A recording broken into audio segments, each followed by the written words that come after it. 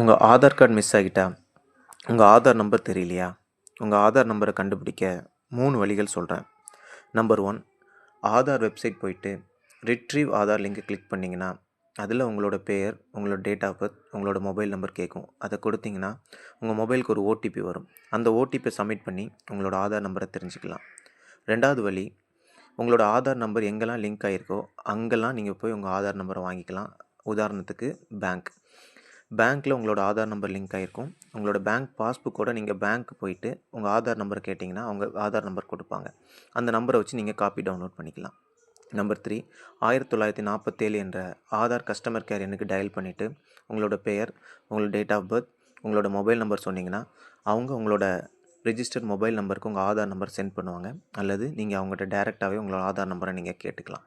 இப்படி உங்களோட ஆதார் நம்பரை நீங்கள் தெரிஞ்சுக்கலாம். இது போன்ற பயனுள்ள தகவல்களை அறிந்து கொள்ள எங்களோட சேனலை சப்ஸ்கிரைப் பண்ணுங்கள்.